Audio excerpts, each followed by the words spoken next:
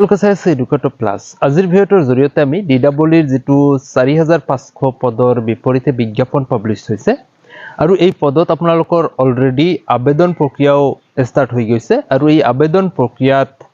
কৰিব যাওঁতে কিছু সংখ্যক প্ৰাৰ্থীয়ে জানিব বিচাৰিছিলে আসলতে যে ইয়াতে এটা কথা আহি পৰিছে যে ডিক্লাৰেশন ফৰ্ম যেটো ডিক্লাৰেশন ফৰ্ম এ বুলি এটা উল্লেখ আছে এই ফৰ্ম এ টো আসলতে কাৰ বাবে আৰু প্ৰতিজন প্ৰাৰ্থীয়ে ইয়াক সম্পন্ন কৰি বা ফিল আপ কৰি জমা দিব লাগিব নেকি বা আপলোড কৰিব লাগিব নেকি সেই সন্দৰ্ভত এইটো ভিডিঅ'ত আলোচনা কৰিম প্ৰথমৰ পৰা শেষলৈ ভিডিঅ'টো যদি চাই নিশ্চয় কথাখিনি সম্পূৰ্ণৰূপে গম পাব তো আজি ভিডিঅ'টোৰ জৰিয়তে আপোনালোকক এই কথাখিনি জনাৰ চেষ্টা কৰিম তো প্ৰথমৰ পৰা যদি শেষলৈ চাই আমি এই ভিডিঅ'তে আলোচনা কৰিম কথাখিনি সম্পূৰ্ণৰূপে তো বন্ধুসকল এই ডিক্লাৰেশন ফৰ্ম যেটো আছে ফৰ্ম এ বুলি কোৱা হয় আৰু এই ফৰ্ম এ টো আসলতে যিসকল মেৰিড পাৰসন হয় যিসকলে বিবাহিত আছে এই বিবাহিত প্ৰাৰ্থীসকলৰ বাবে আসলতে এই ফৰ্মটো দিয়া হৈছে মানে কথাটো হল যিসকল প্ৰাৰ্থীৰ মানে বিবাহিত স্মল ফ্যামিলি প্ল্যানিংৰ ওপৰত এটো এটা কথা আহিছে যে যিসকল ক্যান্ডিডেটৰ জীৱিত সন্তান দুটাতকৈ অধিক আছে তেওঁলোকক ইয়াত সুযোগ দিয়া নহব ইয়াত আন এটা কথা ভালকে মন কৰিব যে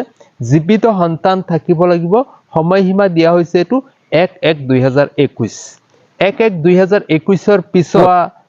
লৰা ছোৱালীৰ সংখ্যা দুটাতকৈ অধিক হৈ যায় তেনেহলে কিন্তু আপুনি এই ডিক্লাৰেশন ফৰ্ম জমা কৰিলেও আপোনাৰ ইয়াত চাকৰি এটা পাবলৈ সক্ষম নহব স্মল ফ্যামিলিৰ যেটো ৰুলস আছে সেইমতে তাৰমানে কথাটো হল যে 1/1/2021 পিছত যাতে আপোনাৰ দুটাতকৈ বেছি সন্তান জীৱিত সন্তানৰ সংখ্যা নহয় তাৰ বাবে এটা ডিক্লাৰেশন সেলফ ডিক্লাৰেশন আপুনি দিব লাগিব তো এই ফৰ্মটোৰ জৰিয়তে আপুনি সেই ডিক্লাৰেশনটো দিব লাগিব ফৰ্মটো আপুনি ওয়েবসাইটতে পাই যাব ডিডব্লিউ যেতিয়া আপুনি ফৰ্ম আবেদন কৰিব যাব সেই সময়ত তাতে এটা ডিক্লাৰেশন ফৰ্ম এ বুলি লিখা আছে এটো ডাউনলোড কৰি লৈ পেলাই আপুনি ফৰ্মটো ফিল কৰি সেলফ ডিক্লাৰেশন দি সেলফ সিগনেচাৰ এটা কৰি দি পেলাই এটো আপলোড কৰি দিব লাগিব তো এটো আনমেৰিড যিসকল বিবাহিত নহয় তেখেতসকলৰ কাৰণে প্ৰযোজ্য নহব যেতিয়া আপুনি আনমেৰিড বুলি অপচনত ক্লিক কৰিব আনমেৰিড ক্লিক কৰাৰ লগে লগে কিন্তু তাতে আপোনাৰ সেই অপচনটোই নাহিব ডিক্লাৰেশন ফৰ্ম আপলোড কৰা যেটো অপচন সেই অপচনটো নাহে যদি আপুনি মেৰিড বুলি ক্লিক কৰিছে তেতিয়া হলে আপোনাৰ সেই অপচনটো আহি যাব তাতে আপুনি এই ডিক্লাৰেশন ফৰ্মটো জমা দিব লাগিব তো নিশ্চয় আপোনালোকে গম পালে কথাটো যে স্মল ফ্যামিলিৰ ওপৰত এই ডিক্লাৰেশন ফৰ্মটো সাবমিট দিব লাগে যেটো দুটা জীৱিত সন্তানতকৈ বেছি থাকিব নোৱাৰিব তেতিয়া হলে চৰকাৰী কোনো সুবিধাৰ পৰা বঞ্চিত হ'ব লাগিব হেইটোৰ ওপৰত এটি সেলফ ডিক্লাৰেশন ফৰ্ম হয় এটো পুনৰবাৰ কৈ আছো যে